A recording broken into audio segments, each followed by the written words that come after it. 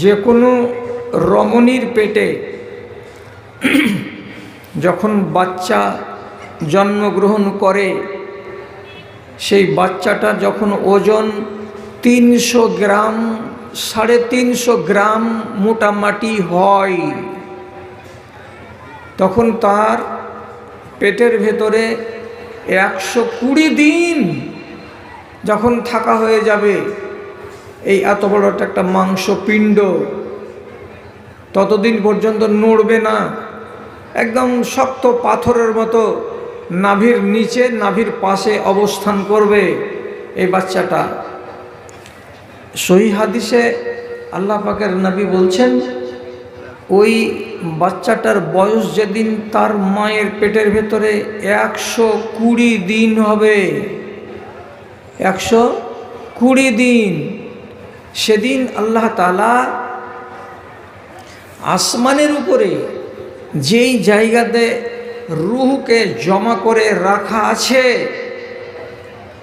সেইখান থেকে একটা রূহকে আল্লাহর ফেরেশতাকে দিয়ে বলেন, এই ফেরেশতা, এই রূহটাকে হাতে করো, আর করার পরে ওখান থেকে চলে যাও ধরাধামে, গ্রামের নাম ভাদু, সেই ভাদু গ্রামের জুমা মসজিদের দক্ষিণ দিকের বাড়িতে একটা মহিলা টালির ঘরে তলায় চকিতে চাদর গায়ে দিয়ে শুয়ে আছে, ওর পেটের ভেতরে একটা বাচ্চা এসেছে, বাচ্চাটার বয়স হলো 120 দিন।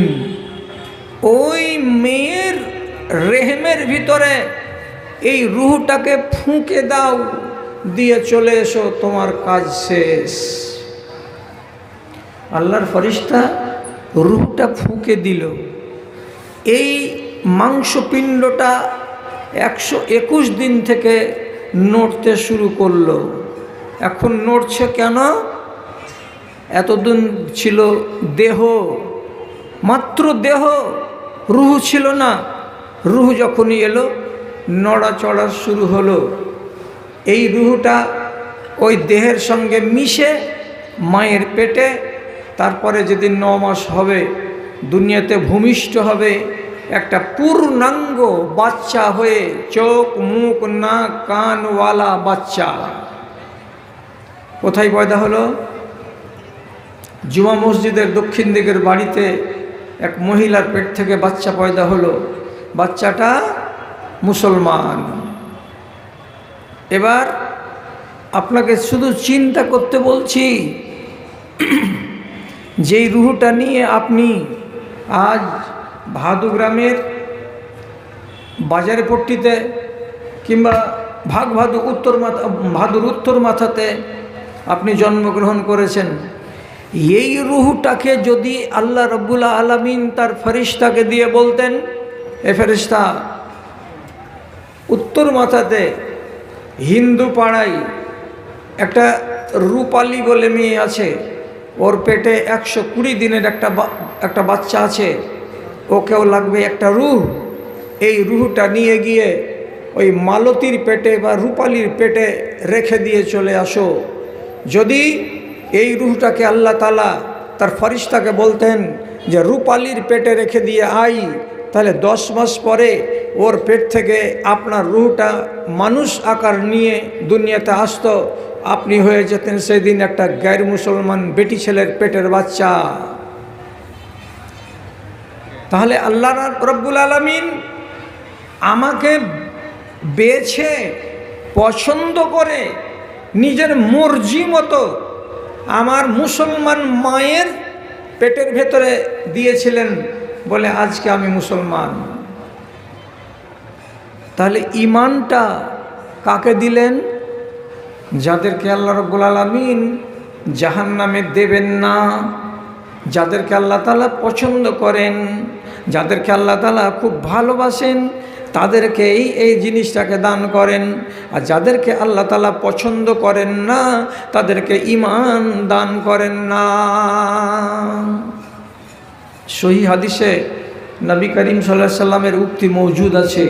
কি বলছেন নবীজি? ওয়া ইন্নাল্লাহা ইউতুল ঈমানা লিমান ইউহিব্বুহু। আল্লাহ রাব্বুল আলামিন ধন যাকে ইচ্ছা তাকে দেন, মুসলমানকেও দেন, কাফেরকেও দেন। যারা ঈমান এনেছে তাদেরকেও টাকা পয়সা দিয়ে মালদার বানান, আর যারা ঈমান আনেনি বেদিন কাফের তাদেরকেও আল্লাহ তাআলা ধন দেন, টাকা দেন, পয়সা দেন। ধন দেওয়ার ব্যাপারে মুসলমান আর গায়ের মুসলমান সবাই সমান, কিন্তু নবীজি বলছেন কিন্তু ঈমানের ব্যাপারে আল্লাহ তাআলা বলছেন আমি যাকে পছন্দ করি, আমি যাকে ভালোবাসি তাকে ঈমান দেই, আর যাকে আমি পছন্দ করি না তাকে আমি ঈমান দান করি না। এবার আছেন তো দূরে বসে, আপনার আওয়াজ শুনতে পাবো না। যাকে আল্লাহ রাব্বুল আলামিন পছন্দ করেন এই মানুষগুলো জাহান্নামের হতে পারে। এটা যাকে আল্লাহ তাআলা ঘৃণা করেন তারা জাহান্নামের লোকড়ি, এটা স্বাভাবিক কথা। তাহলে এখানে যতটি লোক পুরুষ আর যতটি মা খালা নারী মহল থেকে বসে আছেন, আপনাদের প্রত্যেকের অন্তরের ভেতরে ঈমান নামের বস্তুটা আছে। তাহলে এই ঈমান আছে বলে আমরা সব কটা লোক আল্লাহর পিয়ারা বান্দা, যেদিনই মরব সেদিনই আল্লাহ তাআলা আমাদেরকে জান্নাত দিয়ে দিবেন, এটাই কথা। এত বড় আশা করিয়েন না। কেন কেন কেনর মানে হলো এই, আপনাকে আল্লাহ তাআলা এমন একটা মানসিকতা দিয়েছেন আর আপনাকে একটা জ্ঞান দিয়েছেন, আর জ্ঞান দেওয়ার পরে রব্বুল আলামিন বলছেন তোমার চোখের সামনে আমি জান্নাতের রাস্তাকেও খুলে রেখেছি, আর তোমার চোখের সামনে আমি জাহান্নামের রাস্তাকেও খুলে রেখেছি। জান্নাতের রাস্তা যদি দিয়ে হাঁটো, ওইখানে রাস্তা মুলায়ম পাওয়া যাবে না, বড় কষ্টকর রাস্তা পাওয়া যাবে।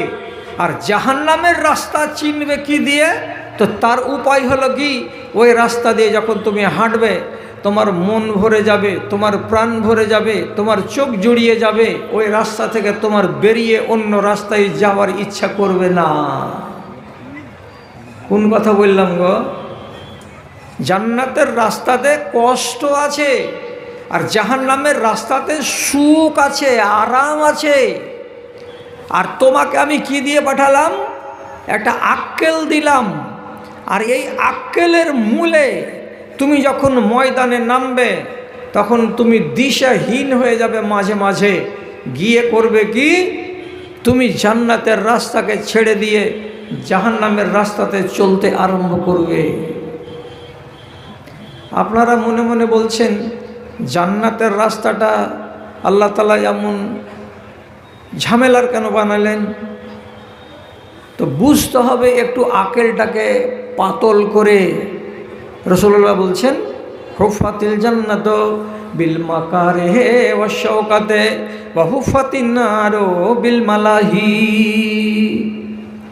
জান্নাতকে ঘিরে আছে কাঁটা তার দিয়ে, জান্নাতকে ঘিরে রেখেছেন আল্লাহ রাব্বুল আলামিন কষ্টদায়ক পীড়াদায়ক জিনিস দিয়ে, এবং জাহান্নামকে রাব্বুল আলামিন ঘিরে রেখেছেন কি দিয়ে? তো চোখ জুড়ানো জিনিস দিয়ে। ওখানে লম্বা চওড়া কাঁটা তারের বেড়া নাই, যদি বেশি ঘেরা থাকে তো কলমির লতা দিয়ে ঘেরা আছে। মনটা বলছে জাহান্নামে মানুষ পড়ে যেতে গেলে তার জীবন পয়মাল হয়ে যাবে, কাজে এটাকে মজবুত করে ঘেরা দরকার। এবং মানুষ কেউ যদি পা পিছলে জান্নাতের দিকে চলে যায় তাহলে মানুষের ক্ষতি হবে না, অতএব এটাকে তার কাঁটা দিয়ে না ঘেরে এটাকে সামান্য নারিকেলের দড়ি দিয়েই ঘিরে দেওয়া দরকার। কিন্তু আল্লাহ তাআলা জাহান্নামকে ঘেরলেন কাঁটা তার দিয়ে, জান্নাতকে ঘেরলেন আল্লাহ তাআলা কাঁটা তার দিয়ে, আর জাহান্নামকে ঘেরলেন আল্লাহ তাআলা কলমির লতি দিয়ে। কলমির লতিতে কাঁটা আছে নাই? তো এরকম কেন হয়েছে? এর মানেটা কি? এর মানে হলো এই, ওই জান্নাতে যদি যেতে যাও তো যেমন কাঁটার তারকে পেঁচিয়ে বাঁচিয়ে হাতকে ওখান থেকে টেঁড়া বেঁকা করে ভিতরে যেতে লাগবে, ঠিক তেমনি জান্নাতে পৌঁছিতে তোমাকে এইরকম কাঁটার মতো শক্ত জিনিসের মোকাবেলা করতে হবে। বুঝতে পারলাম না? বুঝতে পারলেন না? তাহলে সোজা সোজা বাংলাতে বলছি, মাঘ মাসের ঝাড়, জানুয়ারি মাস, কনকন করে শীত মাত্র 1 মাস আগে চলে গেল। এই শীতের দিনে রাত্রি 4:30টার সময় এইখানকার জামে মসজিদ থেকে আল্লাহর বান্দা আওয়াজ দিয়ে বলছে, আসসালাতু খায়রুম মিনান নাওম। আওয়াজটা কানে গেল, শুয়ে থাকতে পারলেন না, উঠে গেলেন ল্যাপটাকে ছেড়ে দিয়ে। যখন উঠছেন তখন চারিদিকে ঠান্ডা হিমেল হাওয়া, থরথর থরথর করছে শরীরটা। আপনি ওই হালাতে কলসি থেকে এক বদনা পানি নিলেন, হাতের কপটাকে উঠালেন এখানে কনুই বরাবর, তারপরে ঠান্ডা পানিতে ওযু করতে লাগলেন। যেমনি ঠান্ডা পানি হাতে লাগানো সাথে সাথে সারা শরীরের লোমগুলো খাড়ো হয়ে গেল ঠান্ডায়। ওযু করলাম, মুখটাকে মুছলাম, চাদর গায়ে দিয়ে এক পা দুপা করে মসজিদের দিকে হাঁটা দিলাম। বুক ফুঁড়ে ঢুকে যাচ্ছে ঠান্ডা। তাহলে আপনাকে যদি সহজ ভাষায় জিজ্ঞেস করি, রাত্রি 4:30টার সময় উঠে গেলেন, মজা লাগলো না ঠেলা লাগলো? উত্তর কি হবে? ঠেলা লাগলো। ঠান্ডা পানি দিয়ে গোসল ওযু করতে গিয়ে খুব মজা লাগলো না ঠেলা লাগলো? ঠেলা লাগলো। এইভাবে আপনি মসজিদ পর্যন্ত হেঁটে গেলেন, জাড়ে সারা শরীরটা কাবু হয়ে গেল, মজা লাগলো না ঠেলা লাগলো? ঠেলা লাগলো। নামাজ আদায় করে তারপরে বাড়ি ফিরে এলেন, একগালা লোককে দেখবেন ল্যাপ মুড়ি দিয়ে শুয়ে আছে। আপনার বাড়িতেই বৌমা উঠেনি, বড় বেটা উঠেনি, আপনার বড় ভাই উঠেনি, ও আপনার আরাম করে শুয়ে আছে। তাহলে এবার তফাৎটা কি হলো? আল্লাহ রাব্বুল আলামিনের নবীর হাদিস, যারা দুনিয়াতে এমন নিজের গায়ে কষ্ট লাগে, এমন কষ্টগুলোকে যারা বরদাস্ত করে নিল, এই কষ্ট দিয়েই আল্লাহর জান্নাতকে ঘেরা ছিল। আপনি যদি এই কষ্টকে নিজের দেহের উপরে সমান করে বর্তে নিতে পারেন, তাহলে সেই দিন আল্লাহর জান্নাতে যেতে আপনার কষ্ট হবে না। আর জাহান্নাম কলমিল লতা দিয়ে ঘেরা আছে, এর মানে কি এখানে যেতে গেলে কষ্ট হবে না, বড্ড আরাম লাগবে। কেমন আরাম? ল্যাপ মুড়ি দিয়ে পড়ে আছি কিংবা মোটা কম্বল গায়ে দিয়ে পড়ে আছি, এটা হলো বড্ড আরাম। আরামকে আমি ছাড়লাম না, জানের উপরে কষ্ট করলাম না। এই আরাম দিয়েই আল্লাহ রাব্বুল আলামিন জাহান্নামকে ঘিরে রেখেছেন। এই কাজটা করে নিতে পারলে জাহান্নামের পথ সুগম। বুঝতে না পারলে আরেকটা কথা বলছি, আগামী দিনে একটা মাস আসছে, মাসটা হলো চৈত্র মাস। চৈত্র মাসের দিনে আমাদের দেশে গরম পড়ে 41 ডিগ্রি, 42, 43 ডিগ্রি। এবছর বেশি গরম পড়বে, বৈজ্ঞানিকরা বলে দিয়েছেন। তো আমরা একটা সাদা গেঞ্জি গায়ে দিয়ে থাকতে পারি না, অথচ এই ভাদু গ্রামের একটা মহিলা, ওর মার বাড়ি যাবে ছোট বটতলা, তো বাড়ি থেকে যখন বের হচ্ছে, এই মহিলা নমাজি পরেশগার মেয়ে, তো ভিতরে ব্লাউজ আছে, তার উপরে শাড়ি আছে, তার উপরে একটা কালো বোরখা চাপালো, তারপরে মুখের দিকে সামনে একটা মুখড়া লাগালো, লাগিয়ে এখান থেকে হাঁটতে হাঁটতে যখন ছোট বটতলা গেল, মায়ের আঙনাতে বসে গেছে, যে লম্বা করে শ্বাস ছেড়ে বলছে, ওহ সুবহানাল্লাহ, সব ভিতর আমার ভিজে গেল গে মা। ভিজবে না? ভিজবে না? এত গরমের দিনে ও কটা গায়ে দিয়ে আছে, গরমের জ্বালায় ওর ব্লাউজ ভিজে গেছে, ওর শাড়ি ভিজে গেছে। আমি সোজা সোজা বাংলাতে বলছি, এইরকম চৈত্র মাসের খরার দিনে একটা মেয়ে ছেলে যদি এতগুলো কাপড় চাপিয়ে মুখ হাতকে ঢেকে বোরকার ভেতরে নিজেকে লুকিয়ে রাস্তা চলাচল করে, ওকে ঠেলা লাগবে না মজা লাগবে? ঠেলা লাগবে, মজা লাগবে না? মজা লাগবে কাকে? কাঁটা লাগা পোশাক গায়ে দিয়ে, মাথা খুলে দিয়ে, বুকের আধখানি খুলে দিয়ে, হাতের কবজি পর্যন্ত খোলা রেখে দিয়ে, পাতলা প্যান্ট পেনে ফরক গায়ে দিয়ে টান টান করে হেঁটে বেড়াচ্ছে, মজা লাগবে একে? এ শরীরে তো তাপ যায় না, শরীরে হাওয়া লাগছে চারিদিক দিয়ে, পোশাকটা পাতল, আর তার নাম হলো কাঁটা লাগা, যেদিক দিয়ে সেদিক দিয়ে হাওয়া ঢুকছে শরীরে। তাহলে এই রমণীর পোশাক ওকে আরাম দিচ্ছে, আর ওই বোরকাওয়ালির পোশাক তাকে আরাম দেয় না, কষ্ট দিচ্ছে। এই যে পর্দাটা করতে গিয়ে তোমার জানের উপরে কষ্ট হলো, এই কষ্টটা দিয়েই আল্লাহর জান্নাতকে ঘেরা আছে। এটা যদি দুনিয়াতে বরদাস্ত করতে পারো, তাহলে কাঁটা তারকে তুমি পার করে চলে যাবে। বুঝা গেল? আল্লাহর দুনিয়াটাকে রব্বুল আলামিন দুটো জিনিস দিয়ে ভরে রেখেছেন। আপনার ইমানের রাস্তাকেও খুলে রেখেছেন, আর বেঈমানের রাস্তাকেও খুলে রেখেছেন। তার জন্য কোরআনে রব্বুল আলামিন বলছেন, ওয়াহাদাইনাহুন নাজদাইন, দুটোই রাস্তা আছে। এবার চলতে গিয়ে আপনার দ্বারাই ভুল হয়ে যায়। যখনই ভুল হবে, যখনই একটা আপনি অন্যায় করে দিবেন মুসলমান মানুষ। তো আমার ওয়াজের গোড়াতে শুনেছিলেন যে আমাদের কাছে যারা ইমানদার লোক তাদেরকে আল্লাহ তাআলা জাহান্নামের জন্য তৈরি করেননি, তাহলে মরে গেলে জান্নাতে যাব। তাদেরকে বলছি, ইমানদার মানুষ যদি ভুল করে আর তার দ্বারাই যদি পাপ হয়, তো নবীজি কি বলছেন? এজা আজনাবাল আব্দ নকাতা ফি কালবিহি নক্তাতান। যখন একটা নর কিংবা একটা নারী যার বুকের ভেতরে ঈমান আছে, সে যদি একটা ভুল করে বসে, সে যদি একটা গুনাহ করে বসে, তো রব্বুল আলামিনের নবী বলছেন তার অন্তর যে গোল হয়ে বুকের ভেতরে আছে তার গায়ে একটা কালো স্পট পড়ে যায়, একটা দাগ পড়ে যায়। দাগ।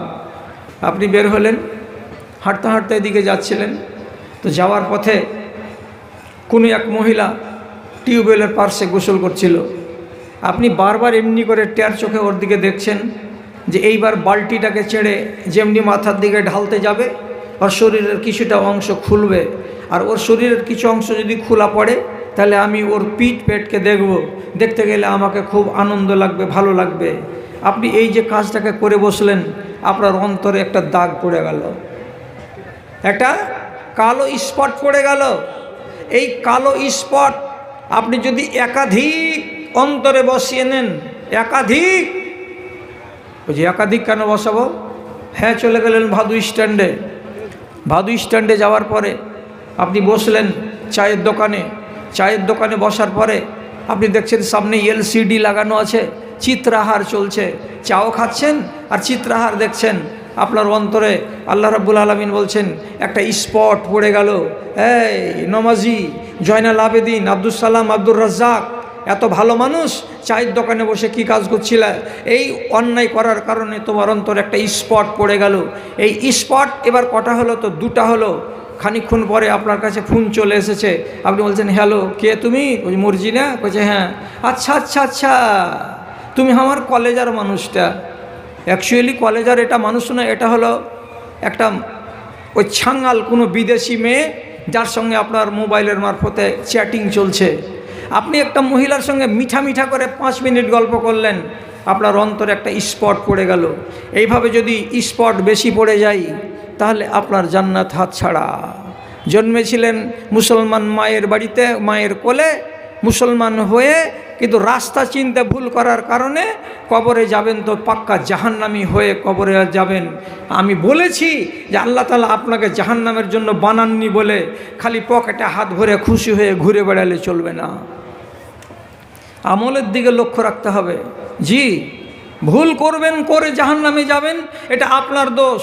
কিন্তু আল্লাহ তাআলা বলছেন আমি তোমাকে জাহান্নামের জন্য বানাইনি। যদি আমার ইচ্ছা থাকতো জাহান্নামের জন্য বানাবার, তাহলে আমি তোমাকে উত্তর মাথাতে ভাদুতে জন্ম দিতাম, কিংবা তোমাকে আগুয়ানিতে আদিবাসী পাড়াতে জন্ম দিতাম। কিন্তু তা না করে তোমাকে আমি জন্ম দিয়েছি কোথায়? মোড়ল গোষ্ঠীতে দিয়েছি।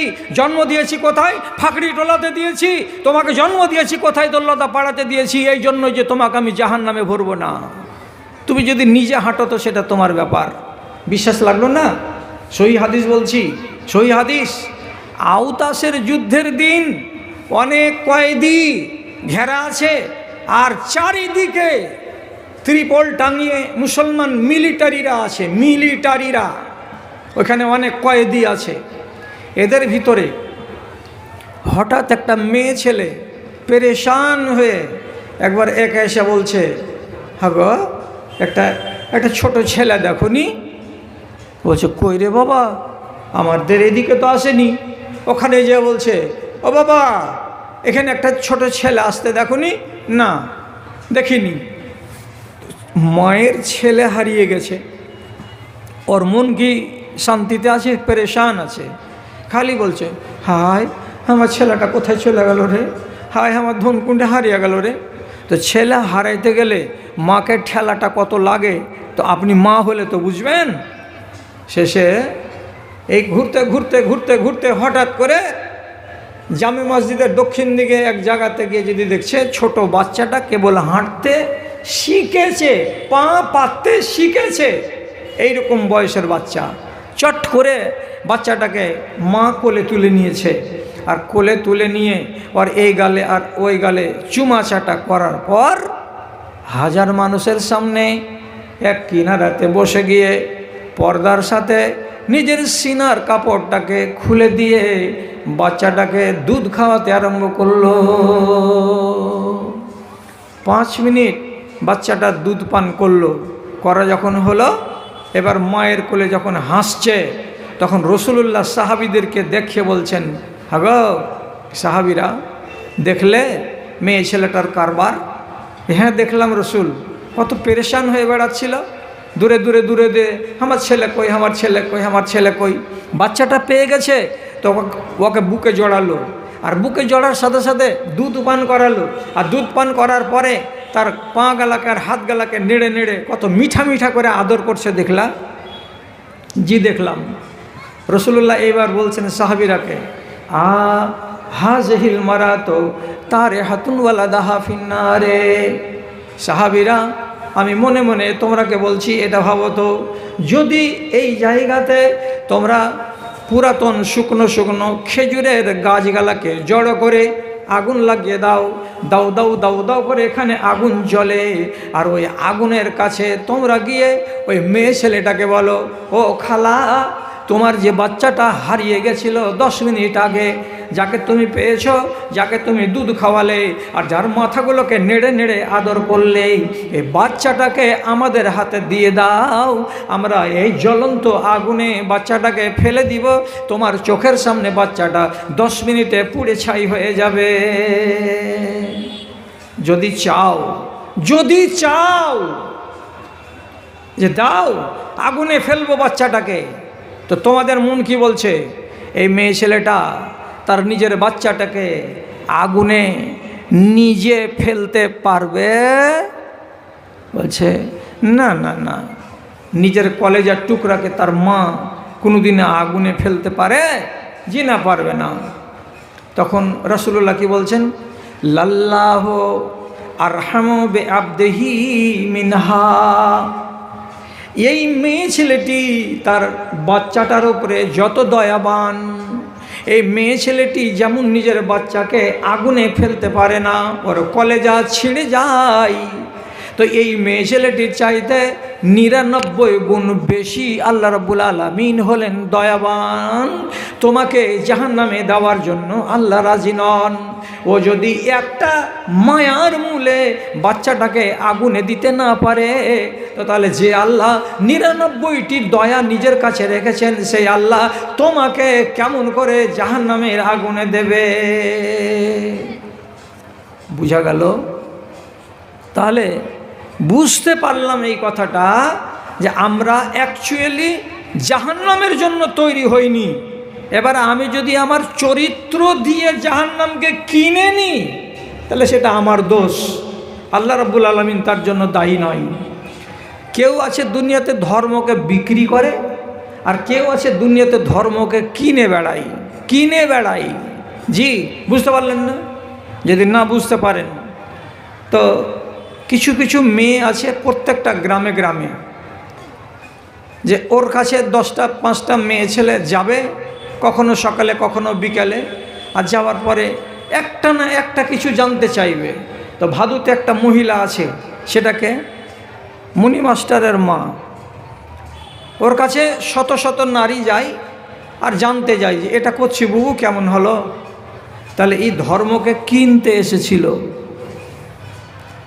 এরকম নারী আমার জানা মতো মালদহ জেলাতে কমসে কম আমি যাদের সাথে যোগাযোগ রেখেছি 30 থেকে 40টা হবে। এই মহিলাগুলো কি করে? ধর্মকে কিনতে যায়, ধর্মকে এরা বেচতে যায় না। আর একগুলো রমণী আছে এ দুনিয়াতেই, যারা ধর্মকে বিক্রি করতে যায়, ধর্মকে কিনতে যায় না।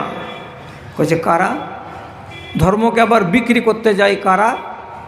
তো আমার ভাদু গাঁয়ের মাটির উপরে কোনো রাগ আছে, এ কথাটা বুঝে নিয়েন না আপনারা আমার ভাষণে। আমি বুঝাবার জন্য বলছি। কোনো এক গ্রামের কোনো মহিলাকে, 2-3 জন মহিলাকে বলা হলো, রমজান মাসে সব মেয়ে ছেলে পেলে মন দিয়ে নমাজ রোজাগুলো করে, তো তোমরা রমজান মাসটাতে কমসে কম মসজিদে যে তারাবির নমাজটা পড়ো। তখন এই মহিলা বলছে, আমার টোলার রশিদ মুলবি কহেছে যে ফেতনার যুগ, রাতের নামাজ পড়তে যায় না, কি হবে না হবে, কোন গণ্ডগোল হবে, পড়তে যাবে নামাজ, তখন হয়ে যাবে তোমার সমাজ, যাইও না ওই কামে। ওই জন্য আমরা মসজিদে যাই না নামাজ পড়তে। তাহলে এ কথাটা ইমানদারি কথা। কিন্তু এই মহিলাকেই যদি বেলা 11টার সময় খালি রতুয়া ব্লকে ডাকে যে আজকে তোমাদের হিসাব নিকাশ হবে, তোমাদের হাতে চেক তুলে দেওয়া হবে, তো চলো।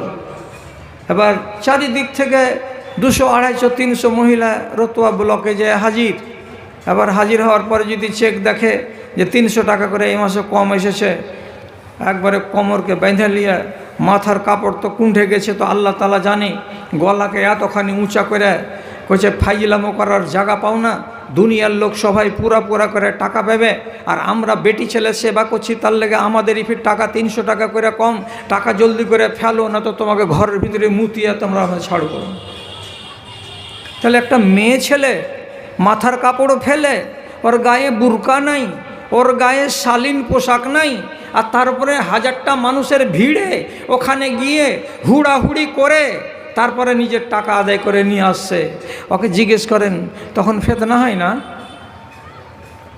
মসজিদে গেলে ফেতনা, এই জন্য তারাবিতে যাই না।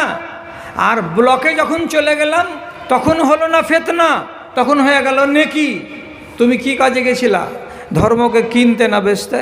আপনি জব করেন, আমি করব না। এরা ধর্মকে বেচতে যাই। আর ধর্ম বেচা মরদ আর ধর্ম বেচা নারী একটা নেই দেশে। আমাকে যদি কেউ গুলি টুলি করে দাও তো করে দিও, 64 বছর হয়ে গেছে, আমার মরণ বলে ভয় লাগে না। বিয়ে হয়ে গেছে, একটা ছেলে কোলে আছে আর আরেকটা ছেলে পেটে নড়ছে, আর এমন বেটি ছেলে পঞ্চায়েতের প্রধানের কাছ থেকে সার্টিফিকেট লিখে নিলে কি বলে যে এই উমুকের বেটি জরিনা খাতুন এখন আনম্যারিড, বিয়ে শাদী হয়নি।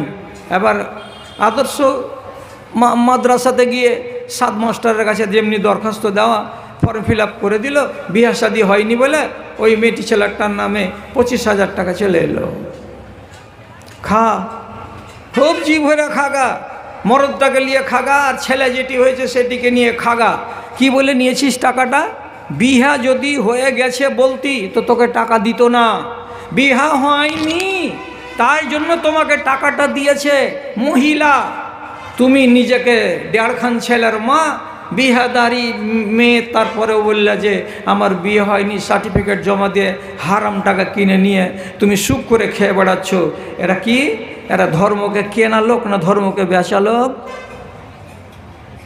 বলছে জড়িয়ে যাচ্ছে এগুলাতে। আমি কেন বলতে যাবো যে ধর্মকে বেচা লোক? ধর্মকে কিনেন, ধর্মকে পারলে কিনেন, ধর্মকে বিক্রি করার চেষ্টা করিয়েন না। সাহাবীদের ভেতরে এক একটা সাহাবী এমন গত হয়ে গেছে যারা ইসলামকে খুঁজতে গিয়ে 12 বছর 13 বছর সময় কাটিয়ে দিয়েছে। কোথায় পাবো দিনকে, কোথায় পাবো ইমানকে? ইমান খুঁজে বেরিয়েছে। লম্বা ওয়াজ নয়, ছোট করে শুনুন। এক সাহাবী, তার নাম সালমান ফার্সি, ওর বাড়ি ইরানে। ওর বাপ একদিন পাঠালো ওকে ওর নিজের কামাত বাড়িতে 100 কিলোমিটার দূরে। ওইখানে গেল বেটা বাপের কামাত বাড়িতে, যে যদি দেখছে তো গির্জাতে 10-12 জন লোক দাঁড়িয়ে দাঁড়িয়ে নমাজ পড়ছে। এই ছেলেটা কোন ধর্মের? ওর বাপ হলো অগ্নি পূজক, আগুনের পূজা করার লোক এরা, ইরান দেশের। ওখানে যখন নমাজ পড়া দেখেছে তো সারা দিন ওই নমাজ পড়া দেখে টেখে রাতের বেলায় বাড়ি এসেছে। বাপ বলছে বাগানের খবর কী রে বেটা? তো সালমান ফার্সি বলছে, বাজান বাগানের খবর কিছু বলতে পারবো না। কি করছিলি? বলছে যখন আমি ওখানে গেলাম বাগানের এক কিনারায় একটা ইবাদতখানার সামন দিয়ে যাচ্ছিলাম, দেখলাম 10-12 জন লোক দাঁড়িয়ে দাঁড়িয়ে কি বলছে। যখন ওদের ইবাদত শেষ হলো আমি তখন বললাম তোমরা কি করছিলে জি ভাই? ওরা বলল আমরা নমাজ পড়ছিলাম। একসঙ্গে খাড়ো হয়ে বুকে হাত বাঁধা, একসঙ্গে হাঁটুতে হাত দিয়ে রুকুতে যাওয়া, একসঙ্গে দুই হাতের তালুকে জমিনে পেড়ে দিয়ে সিজদাতে যাওয়া দেখতে বড্ড ভালো লাগলো বাজান। তারপরে সে নিজের বাপকে বলছে, আমার ধর্মের চেয়ে ওই ধর্মটা অনেক ভালো জি আব্বা, অনেক ভালো। না চা বড় লোক বাড়ির চা আছে না? হ্যাঁ তা তো ঠিকই, তাহলে একটু করে খাবো। হ্যাঁ ওটা লিখে রাখো। তো ওর বাপ বলছে, মারবো গালে একটা টাইনা চড়, নিজের বাপের ধর্মকে খারাপ বলছিস আর পরের ধর্মকে ভালো বলছিস, খবরদার বলবি না এরপর থেকে এই কথা। তারপর দিন ফের বাগানে গেল, বাগানে যে ওই লোকটিকে বলছে, হাগো যে ধর্মটা তোমরা করছো এই ধর্মটা আসল কোথায় আছে? তো বলছে সিরিয়া দেশে আছে। বলছে তোমরা বাড়ি যাবা না? যাব। যে যেদিন বাড়ি যাবা আমাকে একটু সাথে করে নিয়ে যাবা না? হ্যাঁ যাব। বাপের জমিদারিকে লাত মেরে ফেলে দিয়ে সালমান ফার্সি একটা টনটনে জোয়ান চলে গেল 10 জন লোকের সামনে সাথে সিরিয়া। কেন গেল? ধর্মকে খুঁজে বেড়াচ্ছি, হককে খুঁজে বেড়াচ্ছি, তার জন্য। সিরিয়াতে একটা পাদ্রির কাছে 2 বছর থাকলো।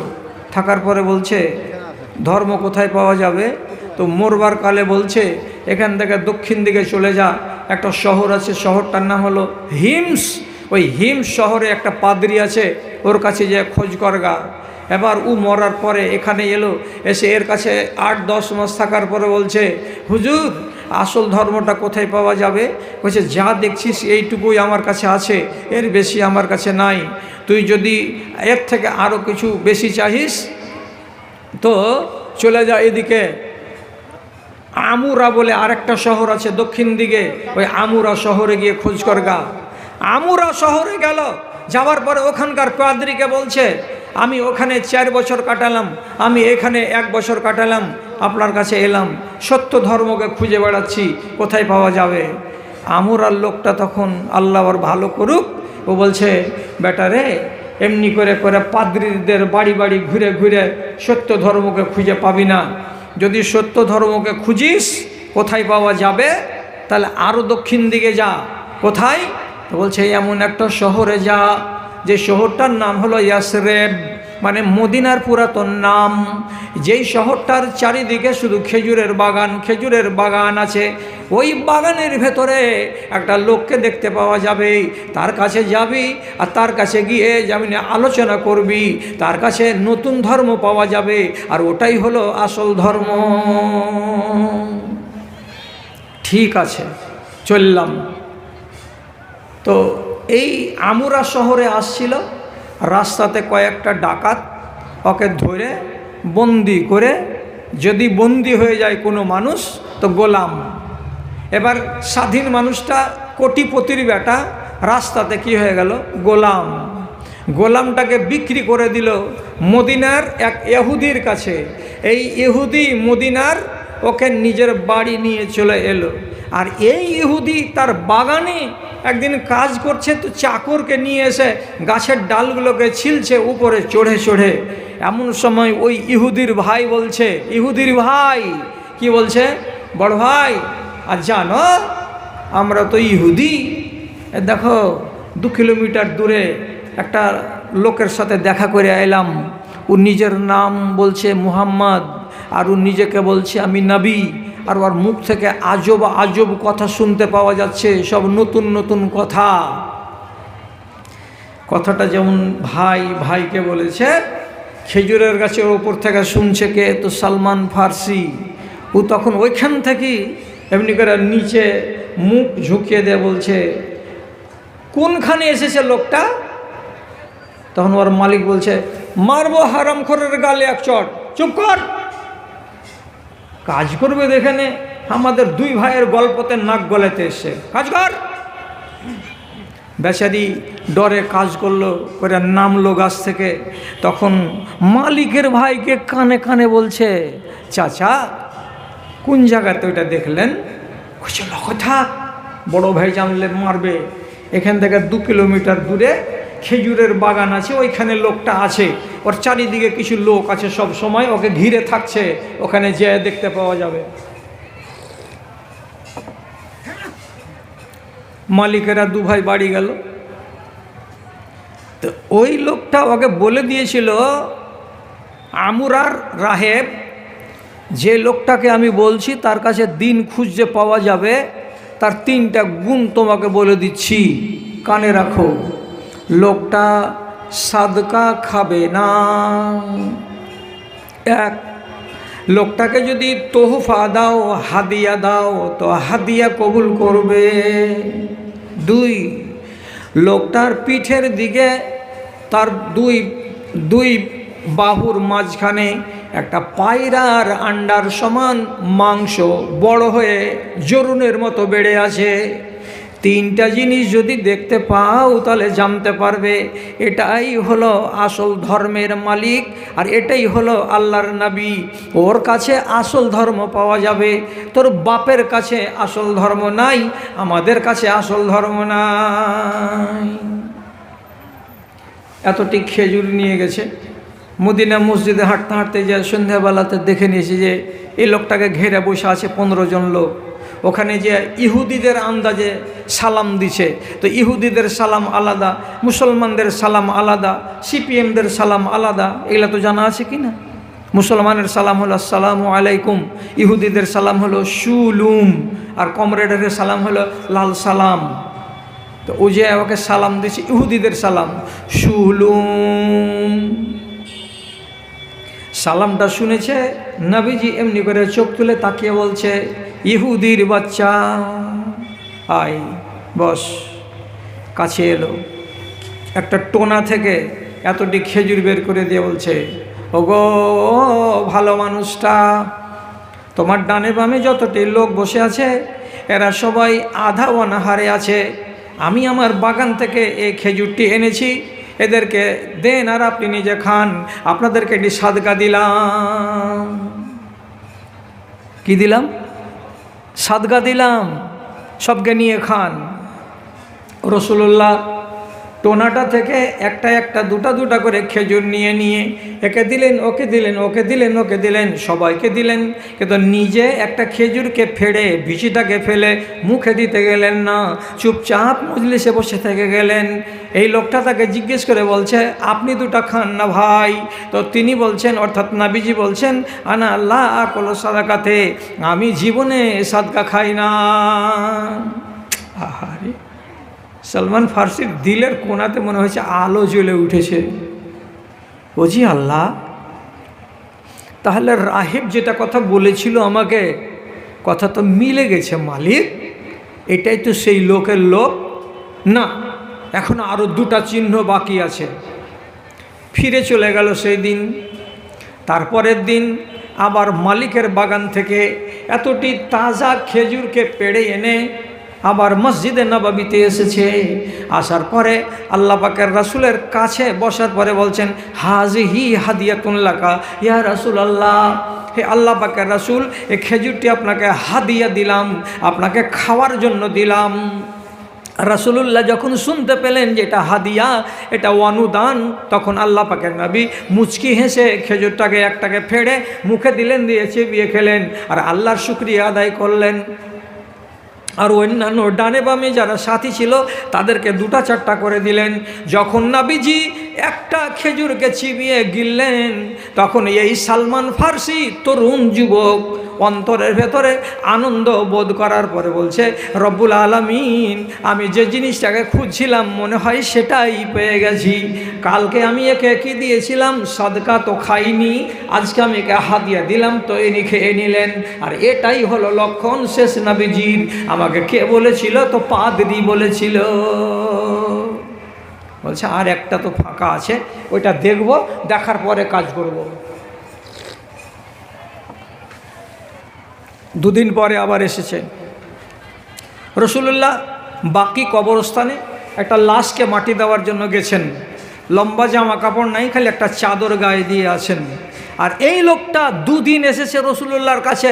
রাসূলকে দেখে চিনে নিয়েছেন। ওই সেই লোক তুমি নাকি? হ্যাঁ, জি জি জি, আমি সেই লোক। বারে বারে পিছন দিকে যাচ্ছে, বারে বারে পিছন দিকে গিয়ে এমনি এমনি করে খালি উঁকি মারছে, খালি উঁকি মারছে। রাসূলুল্লাহ বুঝে নিয়েছেন। আর যখন বুঝে নেওয়া, পিঠের উপর থেকে গামছাটাকে এমনি করে চাড়লেন, আর যেমনি চাদরটাকে সরিয়ে দেওয়া, বাহুর মাঝখানে আন্ডা বরাবর একটা মাংস বড় হয়ে আছে, এটা হলো মোহরে নবুয়াত।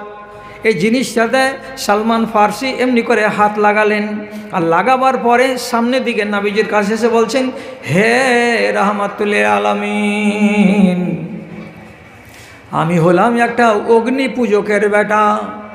আমার বাপ ইরানের আসপাহান শহরের জমিদার।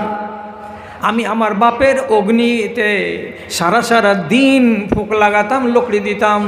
আমার বাপ চাইনি যে আমি ধর্ম ত্যাগ করি, কিন্তু ওই আগুনের পূজা করে আমার মন শান্তি পায়নি। তার জন্য চলে গেছিলাম সিরিয়ার মাটিতে ঈসা নবীর ধর্মকে খুঁজতে। ঈসা নবীর ধর্মকে খুঁজে স্কুল কিনারা পেলাম না। তারাই খোঁজ দিয়েছিল যে সহি ধর্ম যদি পাওয়া যায় তো খেজুরে ঘেরা একটা দেশ আছে, শহর আছে, ওখানে গেলেই পাওয়া যাবে। তো এই গেলে আমাকে সত্যকে খুঁজতে খুঁজতে এদিকে আমার 4 বছর 5 বছর 6 বছর সময় কেটে গেল।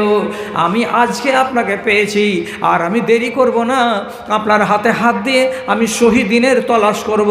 তার জন্য এসেছি। কি করতে হবে বলুন? আল্লাহ পাকের রাসূল ওই মদিনার কবরস্থানের এক পাশে দাঁড়িয়ে দাঁড়িয়ে তারাকে হাতে হাত লাগিয়ে দেওয়ার ফলে কলেমা তাইয়্যিবা পড়ালেন, আর পড়াবার পরে বললেন, আজ থেকে তুমি মুসলমান, তোমাকে সঠিক দিনের দিশা দান করা হবে। ধর্মকে খুঁজে বেড়াচ্ছিলেন, কতদিন লাগলো টাইম? 6 বছর। ইনি ধর্মকে খোঁজ করছিলেন, আর আপনি ধর্ম বিক্রি করে বেড়াচ্ছেন দেশে দেশে রোজ রোজ। চিনেন না, চেনেন না, জানেন না, জানেন না মুসলমান ধর্মকে কেমন বিক্রি করতে পারে, কত করে বিক্রি করতে পারে। বেশি দূরের কথা নয়, গ্রামের নামটা বলবো না, শুধু ভালো কারো স্টেশনের দক্ষিণ দিকে একটা গ্রামের এক বেটি ছেলের বিয়ে হয়েছে। তো যখন তখন ফোন লাগিয়ে দেয়া, ওই হ্যালো আর গেল, হ্যালো আর গেল। তো 5 মিনিট 7 মিনিট 8 মিনিট 10 মিনিট গল্পই করে। ওর মা, ওর শাশুড়ি কহে, হাগে চলে, হা তুই আর তো কী গল্প করছিস গে? বলছি কী করবো জি মা, আর মা গল্প লাগালছে তো ছাড়তে চাহে না। তাই কে গল্প করছে? ওর মা। এই ঘরে রোজ গল্প করে, কেউ যদি কিছু বলে তো বলছে ওটা মার সাথে গল্প করছিলাম। স্বামীটা একটু আধ খেপা, ও তখন বলছে, মার সাথেই যদি গল্প করিস তো সকালে একবার বিকালে একবার, এত গল্প কি থাকে? একদিন ও ফোন লাগিয়ে শাশুড়িকে কইছে, তুমি অতক্ষণে তোমার বেটির সাথে গল্প করছ, খালি কাজের ক্ষতি করছ। 1 মিনিট 2 মিনিট কথা কয়ে নিলে তারপরে কহবে যে যা রে বেটা যা, তোর শাশুড়ির সাথে কাজ করগা। তখন শাশুড়ি কইছে, কইজি বাজি, আমি তো 16-17 দিন থেকে আমি তো কোনো কথাই কইনি আর বেটির সাথে। তখন এসে কইছে, তুই যে কইছিস মার সাথে গল্প করছি, তো মা যে ফের কইছে না আমি 16-17 দিন থেকে গল্প করিনি। তো কই যা, ওই দেখে শরম করছে, তার লেগে কথা কয়েছে।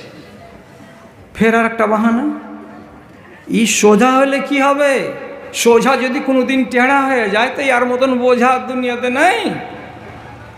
মোবাইলটাকে নিয়ে যায় একটা হুঁশিয়ার ছেলেকে কইছে, এটা দেখতো, হ্যাঁ কেমন করে বলে বের করা যাবে কার সাথে কয় মিনিট কথা বলেছে। কইছে যাবে। তখন 97 33 160 679 নম্বর লাগিয়ে দিয়েছে আর একটা মোবাইল থেকে। আর লাগিয়ে দেওয়ার পরে তখন কইছে, হ্যালো কে তুমি? তো কইছে, আমি জয়নাল। তোর বাড়ি কোনটা? যে কয়লা পাথার। তখনই কইছে, হারে শালা, তুই উমুক মায়ের সাথে সারা সারা দিন গল্প কিসের লেখছিস? তখন ও বলছে, কে তুমি? যেই আমি হই, তুই গল্প করিস কি করিস না? ও স্বীকার করলেন না। বাড়ি এলো এই সোজা খেপা, আর আসার পরে বাপরে বাপ, আঁচল করে এক মাথাকে এরকম করে গলার কাছে ধরে পিঠে আর পেটে যত দূর পেরেছে উঁচা আর নিচা করে মাইরে বহুটাকে লঠিয়ে দিয়েছে। দেওয়ার পরে বলছে, তোর মার সাথে গল্প করছিলি রে না তোর নাঙের সাথে গল্প করছিলি, ঠিক করে কহা। তাহলে এখন ধরা পড়লো 8 দিন পরে, বলে না হয় স্বীকার করলো, কিন্তু এই যে 8 দিন যে চললো, স্বামী হয়ে যাওয়ার পরে একটা মেয়ে ছেলে যদি তার আগলা বন্ধুর সঙ্গে গল্প করে, তো এটা ধর্ম কি না বেটি ছেলে, না ধর্ম বেচা বেটি ছেলে? আপনি বলেন তো। এগুলার সংখ্যা কম না বেশি? অনেক। ধর্ম বেচিয়েন না। মাঝে মাঝে ইমানটাকে এমনি এমনি করে হিলিয়ে হিলিয়ে দেখবেন আমার ইমানে পোকা টোকা লেগে যায়নি তো। যদি পোকা লেগে থাকে মাঝে মাঝে তওবা করবেন আর ওই পোকাটাকে ছাড়িয়ে দেওয়ার ব্যবস্থা করবেন। কি করলে ছুটবে? 1 নম্বর ওষুধ হলো নমাজের বাইরে যখন তখন আপনাকে বলতে হবে আস্তাগফিরুল্লাহ। কিন্তু বিশেষ করে একটা পাপ করার পরে, বিশেষ করে একটা ভুল করার পরে আপনাকে বলতে হবে কি? আস্তাগফিরুল্লাহ। এটা হলো 1 নম্বর ওষুধ। তাহলে আগকার পাপটা থাকবে না, অন্তরে যেটা স্পট বা দাগ পড়েছিল দাগটা মুছে যাবে। আর যদি আস্তাগফিরুল্লাহ না পড়া যায় তাহলে পরে স্পট থেকে গেল, আর একটা স্পট পড়বে, আর একটা স্পট পড়বে, হক চেপে যাবে, বাতিল ফলে ফুলে বৃদ্ধি পেয়ে যাবে। যদি বিশ্বাস না লাগে তাহলে আপনাকে সহি হাদিস বলছি। একটা লোক খেজুরের বাগানে কাজ করছে, সাহাবী।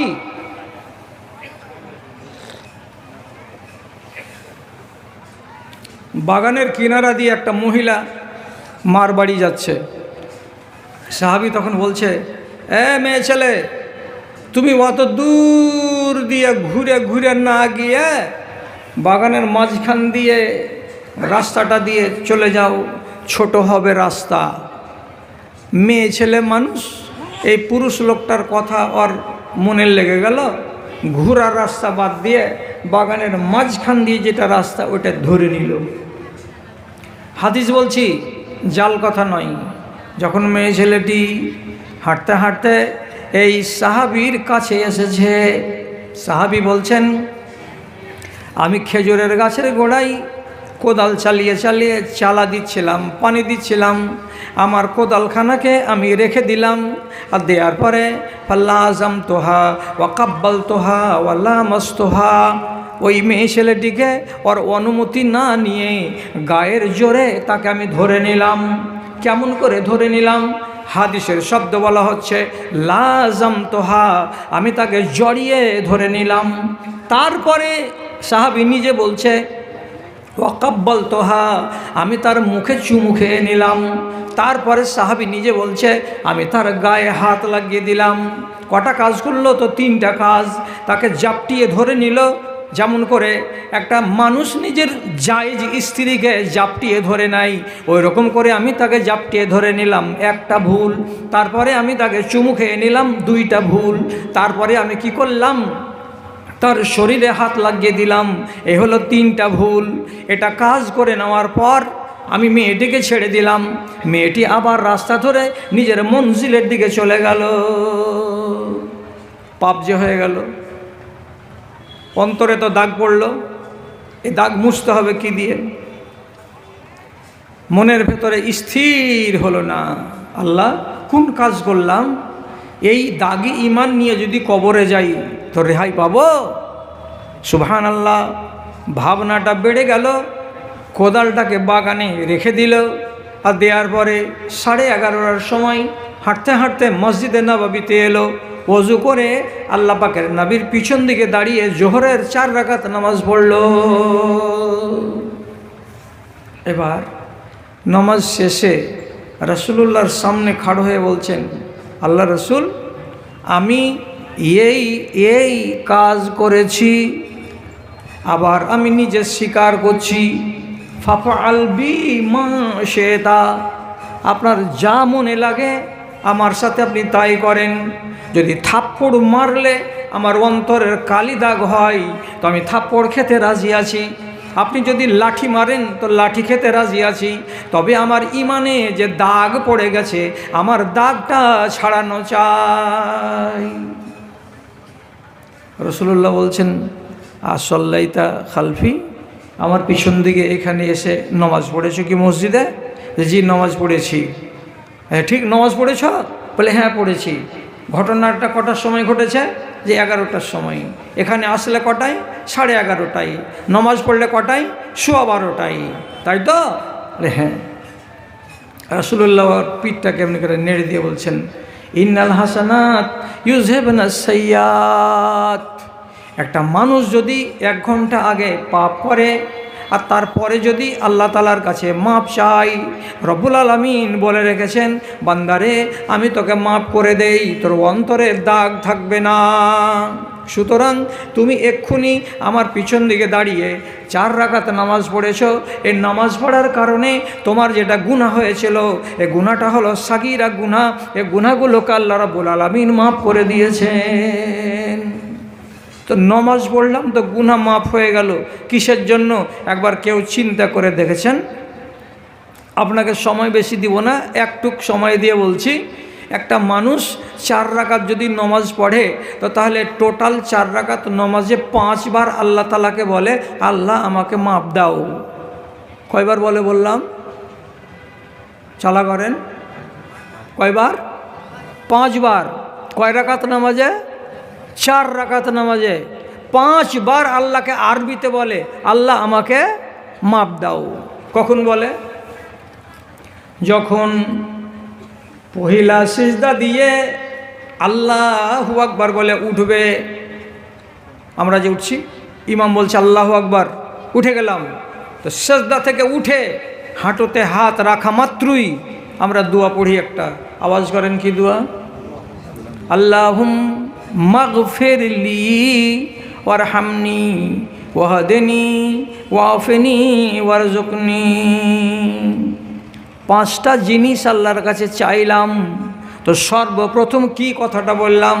আল্লাহুম্মা গফিরলি, আল্লাহ তুমি আমাকে মাপ দাও। একবার বললাম। তাহলে 4 রাকাত নামাজে কয়বার বলা হবে? 4 বার। 4 বার বললাম। শুনছো না তোমরা? নিন চলে গেছো কে? নিন যাওনি না? একটু টাররা হয়ে বসে থাকো, এদিকে তাকাও। 4 রাকাত নামাজে কয়বার বললাম আল্লাহ মাপ দাও? 4 বার। এবার শেষ তাশাহুদে বসে আত্তাহিয়াত পড়লেন, আল্লাহুম্মা সাল্লি আলা পড়লেন, তারপরে আরেকটা দোয়াতে আপনি যেবার শুরু করবেন, ওই দোয়াটা কি? একটা আস্তে করে কখন আগে খালা, আল্লাহুম্মা ইন্নী জালামতু নাফসি জুলমান কাসীরান ওয়া লা ইয়াগফিরুয যুনুবা ইল্লা আনতা। তারপরে কি বলি? ফাগফিরলি মাগফিরাতাম মিন ইনদিকা। ওখানে আর একবার আমি বললাম, এই আল্লাহ তুমি আমাকে মাফ করে দাও। আহারে আহারে, নমাজটাকে আল্লাহ তাআলা বলছেন এমনই ইবাদত যে আমার বান্দার আর আমার এক সমান ভাগ। কোন কথা শুনছি জি? বান্দার আর আল্লাহর সমান ভাগ মানে কি? রব্বুল আলামিন বলছেন, কোসমাতি সলাতু বাইনি ওয়া বাইনা আবদি। নমাজ এমন একটা ইবাদত, তাতে আল্লাহ বলছেন আমারও কাজ হবে আর আমার বান্দারও কাজ হবে। দেখেন, এটা বলার টাইম নেই, এখন আর বলছি না এটা। তো নমাজে যখন আপনি 5 বার বললেন আল্লাহ আমাকে মাপ দাও, আল্লাহ আমাকে মাপ দাও, তো আল্লাহ তাআলা কি বলছেন? আপনি আল্লাহ আপনাকে মাপ দেবে না? নিশ্চয়ই দেবেন। কেন দেবেন? ছোট বাংলাটা যেন কেউ না ভুলে, ছোট বাংলাটা যেন কেউ না ভুলে। কি বলছি? স্কুলে পড়া মেয়েগুলো 10 জনকে শিখাবা, 1000টা নেকি পাওয়া যাবে। কি বলছি? বান্দার কাজ হলো পাপ করা, আল্লাহর কাজ হলো মাফ করা।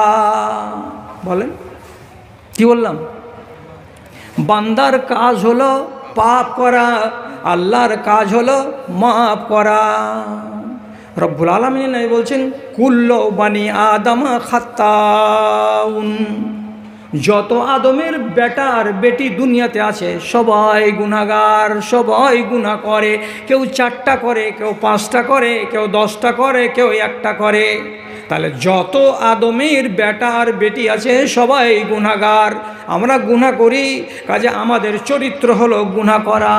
আর আল্লাহ রাব্বুল আলামিন কোরআন মাজিদে যেখান সেখানে বলছেন, ইন্নাল্লাহা গাফুরুর রহিম, আল্লাহু গাফুরুর রহিম, গাফুরুর রহিম।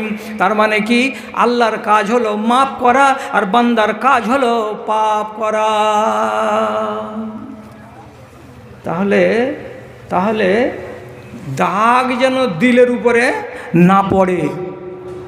দাগ সাথে সাথে আপনাকে ধুয়ে নিতে হবে, দিয়ে অন্তরটাকে পরিষ্কার করে রাখতে হবে।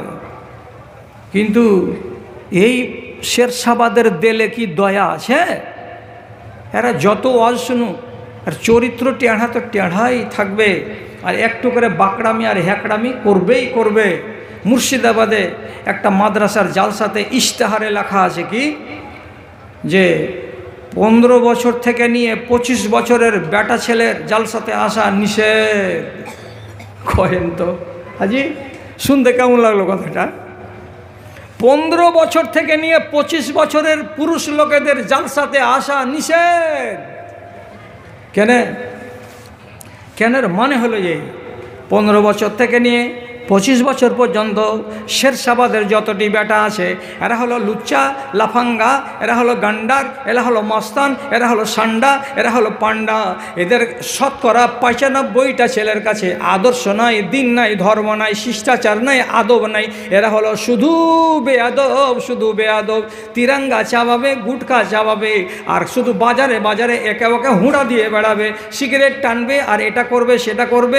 আর যেখানে বেটি ছেলের ভিড় দেখা যাবে সেখানে জেনে শুনে একে হুঁড়া ওকে হুঁড়া, হুঁড়া হুঁড়ি গুতাগুতি করে বেড়াবে। এরা মানুষের বাচ্চা নয়। সব এসে প্যান্ডেলে জালসা শুনবে। তো আর ওরা কেমন, বাংলাতে কথা আছে, কুকুরের কাম নেই তো আস্তে হাঁটন নেই। বুঝেন, কুকুরের কাজ নাই তা আস্তে হাঁটন নাই।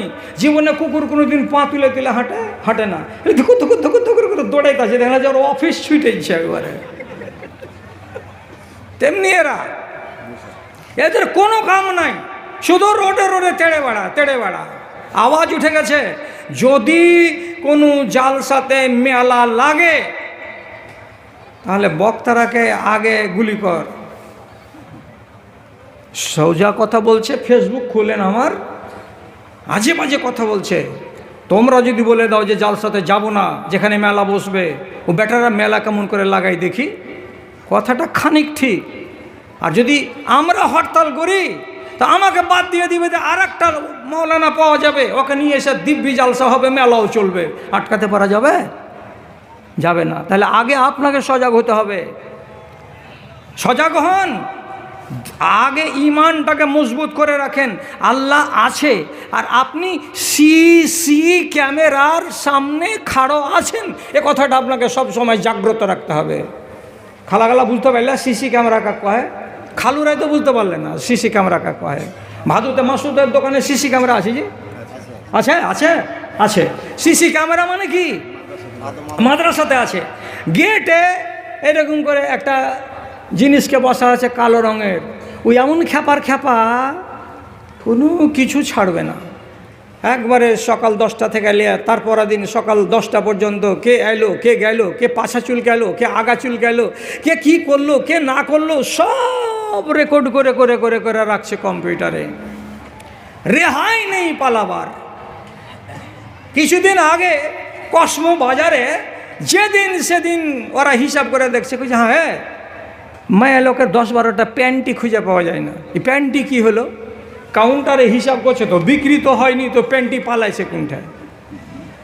সিসি ক্যামেরা লাগিয়ে দিল, দিয়ে এবার হলোটা কি, গায়ের নাম নিলে তো ওরা তাড়বে আমাকে। প্রথম দিন যেদিন সিসি ক্যামেরা লাগলো সেদিনই সিসি ক্যামেরাতে দেখছে ওইখানকার পার্শ্বেকার একটা গায়ের মেয়ে লোক গেছে, যে সায়া পিঁধে গেছে, ডাইরেক্ট হয়ে আছে। এবার ভিতরে যে কাপড়খান ছেড়ে একটা প্যান্টি পিঁধে লেছিল, এবার সায়া ছেড়ে দিয়া বাইরে বাড়িয়ে টেনে চলে আসবে। একটা জিনিস পছন্দ লাগে না, চলে আসছে। আর 80 টাকা দামের প্যান্টি তলে পরে আছে। যারা গেটম্যান গেটের কাছে আছে, যারা ক্যামেরা নিয়ে বসে আছে, সব সময় ওকে দেখা আছে। ওকে যদি খালি ইন্ডিকেট করে দেয় তো যেদিকে যাবে ক্যামেরার গোড়াতে একটা লাল স্পট ইন্ডিকেট, টু টু টু টু টু, এই যে মাগি এদিকে গেল, টু টু টু, খালি এরকম করছে। যেমনি গেটে আসছে তখন ফের ওই কম্পিউটার কাছে টু টু টু আসছে, যেন এলো বলছে খালা শুনো, কী করছো রে বাজি, কিছু নিলে না? বলছে পছন্দ হয় না। তো ডাইরেক্টলি কহিব ওকে যে কাপড় ছাড়ো, ওকে বলা যাবে? 2টা মায়া লোককে লাগালছে, লাগিয়ে তখন বলছে একে আড়ালে নিয়ে যাও, আর কাপড় ছেড়ে ভিতরে দেখো যে চাড্ডি আছে না নেই। ঝকঝকে চাড্ডি পিঁধা আছে, আর বাপ জীবনে কিনে দেয়নি এত দামের চাড্ডি। খুলে নামিয়ে নিলে নিয়ে এসে তখন বলছে কান ধরে 11 বার উঠ আর বস, যে কোনোদিন এই শপিং মলে আর আসবো না, জিন্দেগির মতো বিদায়। ধরে লেকে সিসি ক্যামেরা। আমি কি বললাম, যতটি ভাদুর মেয়ে ছেলে আছে, আর যতটি ভাদুর বেটা ছেলে আছে, আর যতটি বিশনপুরে ছেলে আর মেয়ে আছে, আর যতটি আল্লাহর দুনিয়াতে এই বানি আদম আছে, সবাই আল্লাহ রাব্বুল আলামিনের সিসি ক্যামেরার সামনে আছে। তোমরা কোনো দিন ফাঁকি দিতে পারবা না। নমাজ ছেড়েছ, সিসি ক্যামেরায় ধরা আছে। রোজা ছেড়েছ, সিসি ক্যামেরায় ধরা আছে। শামসি 2 নম্বর প্ল্যাটফর্মের পূর্ব দিকে কদমের বাগানে যা বসে বসে ফুসুর ফুসুর করেছ, সিসি ক্যামেরাতে ধরা আছে। রেহাই নেই তোমার। বলছে কোনঠে পেলে জি মুলি সাহেব, তুমি যে পড়ছো জি, পড়ো না কোরআন মাজিদ, এই মজলিসে 2-3টা মেয়ে লোক পাওয়া যাবে বলে, হ্যাঁ আমি এটা আয়াত পড়েছি। কি আছে? ইয়াউমা তুবলাস সারাইর ফামা লাহু মিন কুওয়াতিন ওয়ালা নাসির। কিয়ামতের দিন একটা জালিমকে আল্লাহ তাআলা তার অপরাধকে সাব্যস্ত করার জন্য বলবে, বান্দারে তুই কি পাপ করেছিলি কিনা বল। তখন বলবে, না জি আল্লাহ, আমার বাড়ির গোড়াতে তো জুমা মসজিদ, আমি তো আজান শুনতাম 5 ওয়াক্তে, জীবনে কোনো দিন আমি অন্যায় যেতাম না। আর একটা মেয়ে ছেলে বলবে, না জি আল্লাহ, আমি অন্যায়কারী মেয়ে ছেলে ছিলাম না, আমার চাচা তো মৌলভী সাহেব, ওটা তো ভাদু মাদ্রাসার নাজিম হইল, তো আমি চাচা যখন আমার মাওলানা, ওই বাড়ির মেয়ে কি আমি খারাপ কাজে যাই নাকি? এটা কোনো দিন হবে না জি আল্লাহ। আল্লাহ বলছে, তোর চপর চপর ভাষা আমি বাহির করছি, থাম। কি করবে? আল্লাহ বলছেন ফরিস্তাকে, ফরিস্তারা এই মেয়ে ছেলেটির ক্যাসেটটাকে নিয়ে হাজির করো। ক্যাসেটটা কি? তো সিডি ক্যাসেট, সব সিডি ক্যাসেট করা আছে। এরা বলছে কোন কথা মৌলভী সাহেবটা এগুলা দুনিয়ার কথা কেন বলতে লাগলো? আল্লাহ রব্বুল আলামিন কোরআনে বলছেন, মা ইয়ালফিজু মিন কাউলিন ইল্লা লাদাইহি রাকিবুন আতীদ। কালকে যারা আরবি পড়তে জানো রে মায়েরা, তোমরা আগামীকালকে সূরা কাফকে খুলবে, আর খোলার পরে দেখবে যে লেখা আছে মা ইয়ালফিজু মিন কাউলিন ইল্লা লাদাইহি রাকিবুন আতীদ। তোমার মুখ থেকে যেটা কথা বের হচ্ছে, তোমার হাত যেভাবে কাঁপছে, তোমার মুখ যেভাবে নড়ছে, তোমার পা যেভাবে চলছে, ওইভাবে তোমার কথাগুলোকে এবং তোমার আওয়াজগুলোকে আর হাত পা নড়াগুলোকে সব আল্লাহর ফেরেশতারা সবকে রেকর্ড করে নিচ্ছেন। তোমাকে রেহাই দেওয়া হবে না। কিয়ামতের দিন সিডি জুড়ে দেওয়া হবে। এই যে কয়টা এখানে আইজ ক্যামেরা আছে, এখানে 3 আর ওখানে 5, 6, 6, 3, 9টা। এখানে তো 9টা আছে। গতকাল বীরভূমের জেলাতে ছিলাম, তো 67টা ক্যামেরা লেগেছে। 67টা খালি ট্যাং, আর এক একটা ট্যাঙ্গে 2-3টা করে ক্যামেরা। তাহলে কমসে কম 100 থেকে 100 লোক রেকর্ড করলো, আর এই রেকর্ডগুলো সারা দুনিয়াতে চলে যাচ্ছে। এখান থেকে মিটাতে পারা যাবে? ও যদি মিটায় তো মিটবে না, তো মিটবে না। ফেরেশতারা রেকর্ড করলো। তুমি যখন স্বীকার করবে না পাপ, তখন আল্লাহ তাআলা ফেরেশতাকে ডেকে বলবেন, ওরই ঘাড়ে আছে সিডি ক্যাসেট, চিপস খানকে বাহির করতে রে ফেরেশতা। তোমার কাছে তোমার চিপস আছে, আমার কাছে আমার চিপস আছে। আল্লাহ তাআলার কুদরত, হাজার মানুষের সামনে ক্যাসেটটাকে চালু করে দেওয়া যাবে। কোনটা জুড়বো আল্লাহ? ওই যে এই যে যখন শামসি কলেজে পড়ছিল বিএ পার্ট 1-এ, ওই যুগের আর ক্যাসেটটা বাহির করত। আগস্ট মাসের 16 তারিখে শামসি স্টেজ 2 নম্বর প্ল্যাটফর্মের পূর্ব দিকের বাগানে বসে বসে কী করছিল? জুড়তো ক্যাসেটটা, জুড়ে দিল, ক্যাসেট জুড়ে দিল। এবার একটা ছেলে বসে আছে গালে হাত দিয়ে, ভাবছে কখন আসবি রে, একাই পড়ছে, কখন আসবি রে। এই একটা ছেলে বসে আছে, হঠাৎ দেখা যাচ্ছে 20 হাত দূর থেকে একটা মেয়ে ছেলে চলে আসছে, 1 পা 2 পা করে আগাতে এদিকে চলে আসছে। যার ক্যাসেটটা জুড়েছে সে যেমনি দেখতে পাবে এই মেয়ে ছেলেটা শাড়ি পরে যে চলে আসছে, নিজেকে চিনে নেওয়ার পরে ধক করে বলবে, ও জি আল্লাহ, এটা তো আমি আছি, এটা তো আমি। কী যে হবে আল্লাহ। কাছে চলে আসলো, আসার পরে ছেলেটার গোড়ায় বসে গেল, মুচকি মেরে হাসলো। ছেলেটা তোমার ঘাড়ের উপরে হাত তুলে দিল, দেওয়ার পরে এই সেই অনেক কিছু হলো। এবার এই মহিলা বলবে, আল্লাহ তাআলা ইজ্জত সব শেষ হয়ে গেল, মালিক তুমি এটাকে বন্ধ করে দাও, বন্ধ করে দাও, আর হাজার মানুষের সামনে আমাকে লাঞ্ছিত করো না। আল্লাহ রাব্বুল আলামিন বলছেন, ইয়াউমা তুবলা সারাইরু ফামা লাহু মিন কুওয়াতিন ওয়ালা নাসির। তোর বাপ যদি এসে বলে ক্যাসেটটা বন্ধ করে দাও, বন্ধ করা যাবে না। তোর 14 গোষ্ঠী যদি এসে বলে ক্যাসেটটাকে বন্ধ করে দেওয়া বন্ধ করে দাও, আল্লাহ তাআলা বলছেন কাউরি হিম্মত হবে না বন্ধ করার। যখন দেখা হয়ে গেল, ছেলেটার নাম কি? কইছে কসিমউদ্দিন। আর বাড়ি কোনঠে? জগন্নাথপুর। তো তোমার বাড়ি ভাদুয়ার, আর বাড়ি জগন্নাথপুর, কেন করে এমনি জোর লাগলো? বলছি ফেসবুকে জি আল্লাহ। ও ফেসবুকে জোর লেগেছে, এই জোর এখন ছুটবে। কোনঠে ছুটে আল্লাহ? দুজনকে ভরবো লাল ঘরে, তারপরে পিটন চলবে। কেমন হয়ে চলবে? আল্লাহ পাকের নবী সহিহ হাদিসের ভেতরে বলছেন, আমি বেড়াতে গেলাম, ফারিস্তারা আমাকে নিয়ে গেল জাহান্নামের একটা জায়গাতে গেলাম, তো দেখছি একটা মুখ সংকীর্ণ, একটা চোঙা বা একটা বোমার মতো জিনিস আছে। ভিতর থেকে যদি দেখছি তো বিরাট ময়দান, দাউ দাউ করে আগুন জ্বলছে।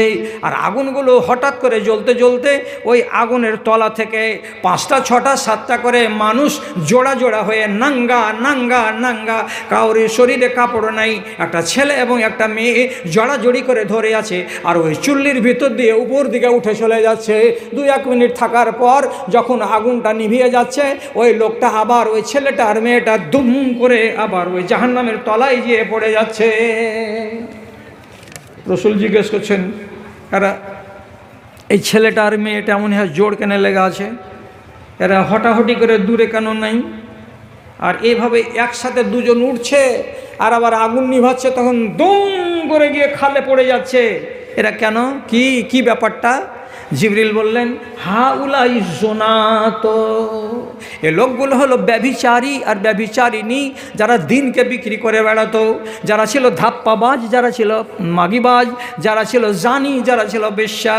যার সঙ্গে যার সম্পর্ক ছিল তাদেরকে আল্লাহ রাব্বুল আলামিন এমনি করে জোড়া লাগাবেন, আর জোড়া লাগিয়ে চিরকাল তাকে এই জাহান্নামের আগুনে রাখবেন। আপনি আর আমি সিসি ক্যামেরাতে আছি আল্লাহ তাআলার নিয়ন্ত্রণে। যদি এই কথাটা বিশ্বাস লাগে তো কালকে থেকে নিজের অন্তরের ভেতরে একটু চাইরানা পরিমাণে ভয় তৈরি করো। কি ভয়? যে কোনো পাপ করার আগে দিলকে একটু করে টোকা দিয়ে বলো, কি হবে রে, কিয়ামতের দিন কি হবে রে? মনে ভয় তৈরি করো। যদি মনে ভয় তৈরি হয় তাহলে পরে পাপ থেকে তুমি বাঁচবে। আর মন যদি পাষাণ রয় তাহলে পাপ থেকে বাঁচবে না, বরবাদ হয়ে যাবে, হালাক হয়ে যাবে। মানতে পারলা না? মানতে যদি না পারো, একটা হাদিস শোনাচ্ছি, শুনো। আর তারপরে আর একটা কথা আপনাকে শোনাই। একটা মেয়ে ছেলে মা আয়েশার কাছে এসে বলছে, কি হাদিসটাতে লেখা আছে, জাত ইমরাতুন ওয়াশতাকাত কাসাওয়াতা কালবিহা। একটা মেয়ে ছেলে মা আয়েশার কাছে আসলো, আর আসার পরে বলছে, আম্মা আমার দিলটা বড্ড কড়া, আমার দিলটা নরম হয় না। দিল কড়া? কেমন দিল কড়া রে? বলছে, আমার সামনে যদি জাড়ে থুত্থুর করে কাঁপে, কাটা শরীর, কাপড় নেই, লোকটাকে দেখে আমার জি একটু কেমন হয় না। একটা ন্যাংড়া মানুষ চলতে পারে না, মানে নিতম্বের ভরে, পুট্ঠার ভরে ছেঁচড়াচ্ছে আর চলছে। অনেক লোক দেখছে, দেখছে আহা রে, তো এরা আহা করছে, বলছে আমার জিটা একটু নরম হয় না। একটা মানুষকে দেখতে পাওয়া যাচ্ছে, আমাদের পাগুলো হলো এই 6 ইঞ্চি কিংবা 7 ইঞ্চি মোটা। আমরা এই দেশেই দেখতে পেয়েছি একটা মানুষ, তার পাগুলো এতখানি হাতির সমান মোটা, ফাইলেরিয়া রোগ হয়ে আছে, মোটা ব্যারাম। হাঁটছে তো বেচারি হাঁটতে পারে না। যারাই দেখছে তারা বলছে, আরে বেচারি কত বড় রোগে আক্রান্ত হয়ে আছে।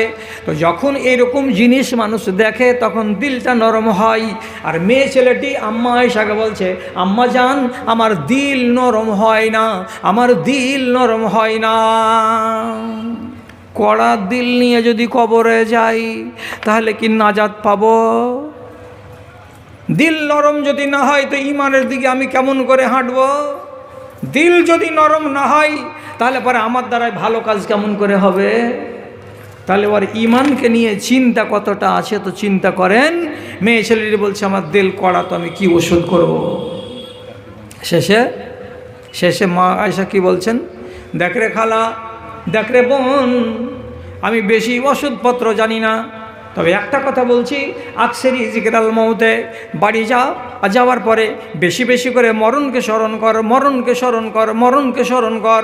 বেশি বেশি করে যদি মরণকে স্মরণ করবা তাহলে তোমার দিলটা নরম হয়ে যাবে।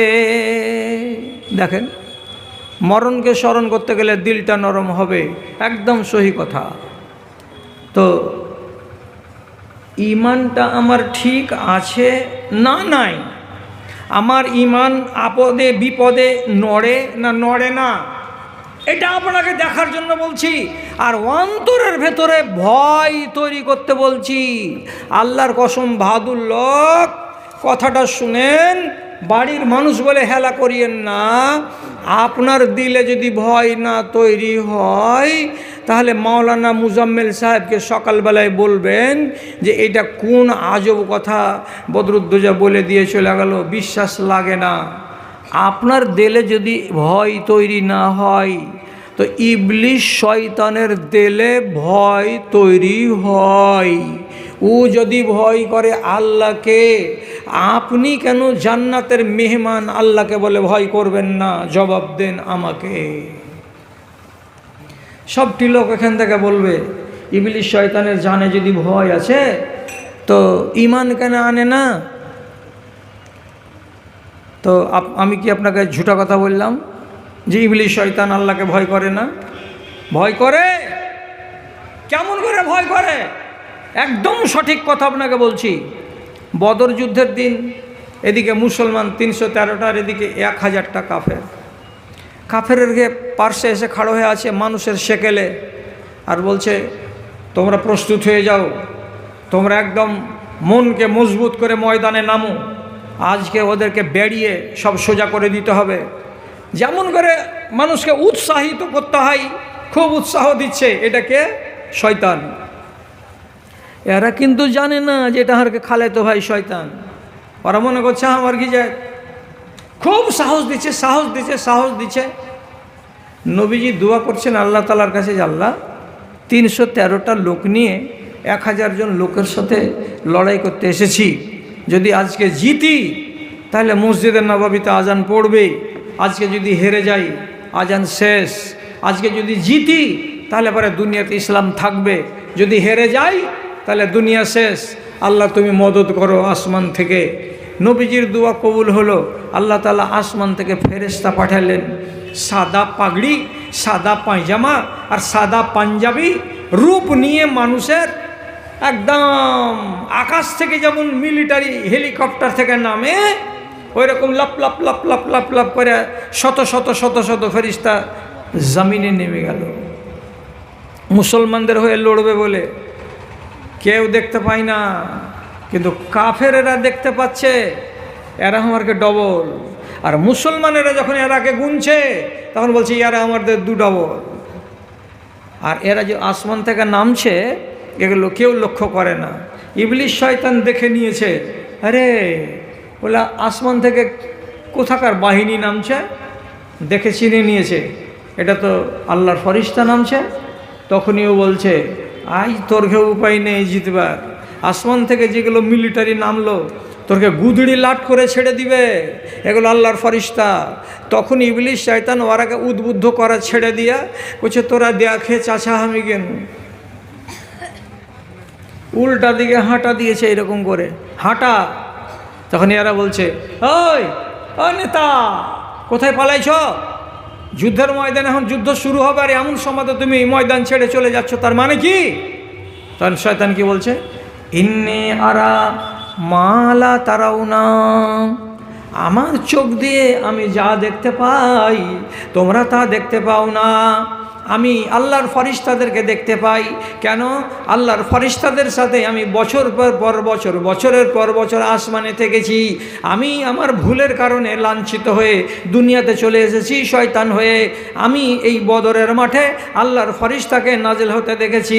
তার জন্য বলছি কি, ইন্নি আরা মালা তারাও না, তোমরা যা দেখতে পাও না আমি তা দেখতে পাই। এই জন্য খুলে বললাম না, ময়দান ছেড়ে চলে গেলাম। তারপরে কি বলছে?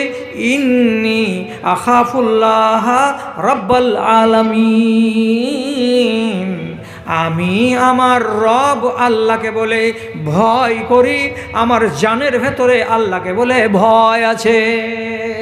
কোরআন।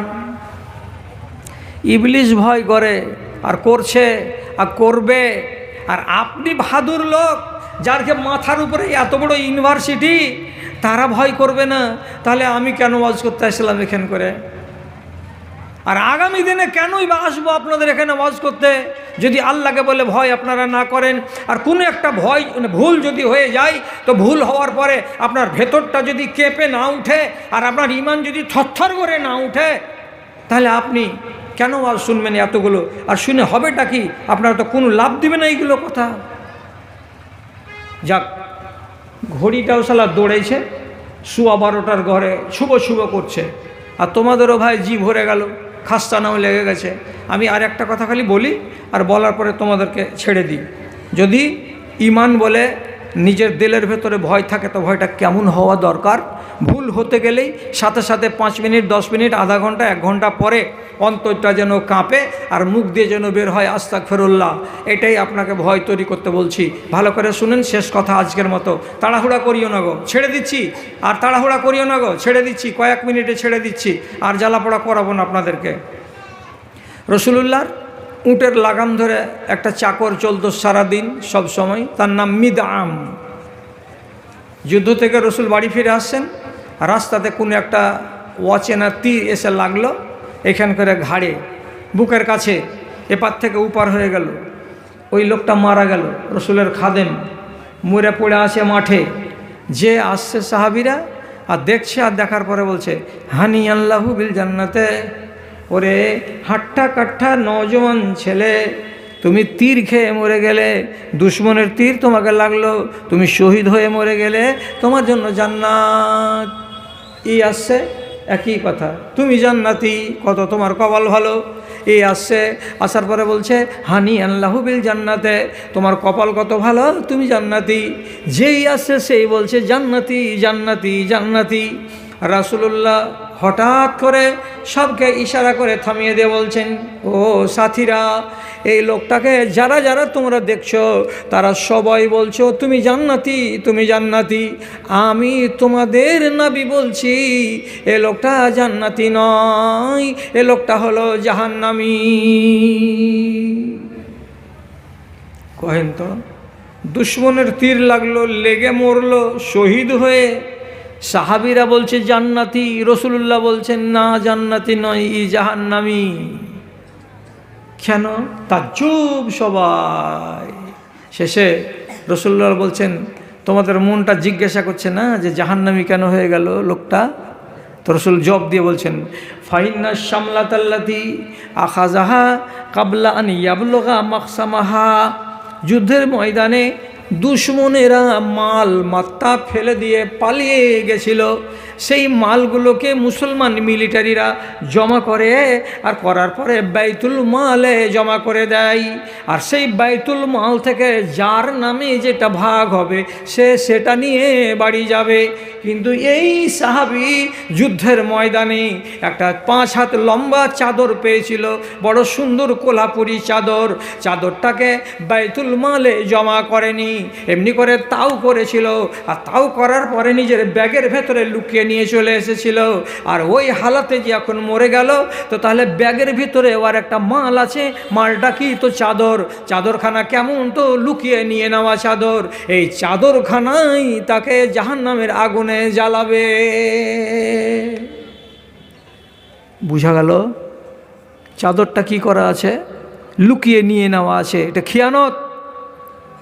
আর এই খিয়ানতের কারণে এই মানুষটা চলে গেছে জাহান্নামে, জাহান্নামে জ্বলবে। এইবার ওখানে আরও অনেক সাহাবী ছিল। 10 মিনিট 15 মিনিট পরে একটা সাহাবী এসেছে, কাপড়ে বেড় দিয়ে একটা জিনিসকে লুকিয়ে নিয়ে এসেছে, আর সব মানুষকে সরিয়ে চুপচাপ আল্লাহর নবীর হাতের কাছে নিয়ে এনে এরকম করে ধরিয়ে দিয়েছে। রাসূল বলছেন, কি আছে? তখন একটু খ্যাপা পাগলের মনে হচ্ছে, দেখেন দেখেন কি আছে দেখেন। রাসূলুল্লাহ কাপড়খানাকে এইরকম করে যখন খুলে দেখছেন, তাতে কি দেখা যাচ্ছে? তো 2টা চপ্পলের বাদ রাখা আছে, ফিতা। এইরকম চপ্পল নয়, চামড়ার চপ্পলগুলো যেমন চ্যাপ্টা ফিতা হয়, এরকম চ্যাপ্টা 2খানা ফিতা 2টা স্যান্ডেলের পেঁচানো আছে, বেড় দেওয়া আছে, প্যাকেট করা আছে। ওর হাতে দিয়ে দিয়েছে। দেওয়ার পরে তখন রাসূলুল্লাহকে বলছেন, আল্লাহ পাকের রাসূল, যুদ্ধের ময়দানে আমি এই চামড়ার 2টো ফিতাকে পেয়েছিলাম, দুশমনেরা ফেলে দিয়ে গেছে। আমি এই ফিতা 2টাকে গানিমাতের মালে জমা করিনি, ব্যাগের ভেতরে ভরে রেখে দিয়েছিলাম। বাড়ি যাব, আর যাওয়ার পরে আমার স্যান্ডেলের পুরাতন বাদগুলোকে খুলে দিয়ে নতুন এই স্যান্ডেলের ফিতাগুলোকে লাগিয়ে দেব। আমার স্যান্ডেল জোড়া বছরের মতো নতুন হয়ে যাবে। এই আশাতেই এই ফিতা জোড়াকে লুকিয়ে আমার ব্যাগে রেখেছিলাম। কিন্তু যখন আপনার মুখ থেকে শুনতে পেলাম একখানা চাদরের কারণে আপনার গোলাম মিদআমকে জাহান্নামের আগুনে জ্বলতে হবে, কিসের জন্য? তো খিয়ানত করার জন্য। তাহলে আমি যে 2খানা ফিতাকে চুরি করে নিয়েছি স্যান্ডেলের, তো আমাকেও তো জাহান্নামের আগুনে জ্বলতে হবে। তারই ভয়ে হৃদয়টা কেঁপে উঠলো, আমার ইমানটাতে ঝটকা লেগে গেল। এই জন্য আমি নিজের মনে নিয়ে আসলাম, আর আপনাকে জমা দিয়ে যাচ্ছি, এটাকে নিয়ে নেন, আমি কাজে লাগাবো না। রাসূলুল্লাহ বলছেন, শিরাকুন আও শিরাকাইনি মিনান নার। এখন আমার কাছে নিয়ে এসেছো তুমি, যখন চোখের সামনে দেখা গেল ঘটনা, তখন তোমার দিল কাঁদলো। এখন তুমি আমাকে জমা করেছো, আমাকে দিও না। কিয়ামতের দিন তোমাকে হয়তো আগুনের ফিতা হাতে করে নিয়ে আল্লাহর দরবারে হাজির হতে হবে। আল্লাহু আকবার। এদিককার ঘটনা ছেড়ে দিলাম, শুধু এইটুকু বলছি আপনাকে, কি একটা মানুষের ভুল দেখে, একটা মানুষের বাজে পরিণাম দেখে, একটা মানুষের কঠিন মরণ দেখে, আর একটা মানুষের ঈমান যদি কেঁপে যায়, তাহলে আপনাকে ধন্যবাদ। আপনার ঈমান মন্দ করার পরে যেন কেঁপে কেঁপে উঠে, আপনার মনটা যেন সব সময় ভয়ের ভেতরে ডুবে থাকে, তাহলে আপনি এই ঈমান নিয়ে জান্নাতে যাবেন। আর ঈমানে যদি ত্রুটি থাকে, দাগ লেগে থাকে, দাগি ঈমান নিয়ে মরে যেতে গেলে জান্নাত প্রথমে পাওয়া যাবে না। শেষ করলাম, ঘড়িতে বাজছে 12:15। শুরু করেছিলাম 11:15, তার মানে হয়ে গেল 1.5 ঘন্টা। তাহলে এখন আপনারা যেটা বলবেন আমি সেটা করতে রাজি আছি। এখন যদি বলেন আসছো তো তখন আরও চালাও, তাহলে আমি চালাবো। আর যদি কহেন যে না 12:15 হয়ে গেল, আর কতক্ষণ জালসা চলে? নিজামিয়া মাদ্রাসা, ভাদু মাদ্রাসার জালসার দিন, এতক্ষণ জালসার মাঠ ফাঁকা হয়ে গেছে। এইটা কত বড় মহারথী জালসা যে আরও 1 ঘন্টা ধরে চলবে, দোয়া করে দিতে হবে। তো আপনাদেরকে আমি একটা কথা শুধু বলছি, শেষের বেলায় বলছি, ওইখান থেকে পালিয়ে যাস না। হ্যাঁ ভাই, ওদিক দিয়েই পালিয়ে যায় না। আমি একটু ন্যাংড়া ফকির, বেশি জোরে হাঁটতে টাঁটতে পারি না। তো আপনারা খালাটিকে বলছি, দেখ তোরা যদি মানুষের বাচ্চা হইস, আর তোরা যদি আমাকে এখানে খাইয়া পিন্ধিয়া পড়িয়া মানুষ করে থাকিস, তাহলে আমি বলছি যে না থাকলেও আমাকে শেষের বেলায় 10 টাকা দিয়ে যেতে হবে, 10 টাকা। আর ভাইগুলোকে বলছি, থাকলে না থাকলে যেমন করে হোক আমার হাতে আপনাকে 10 টাকা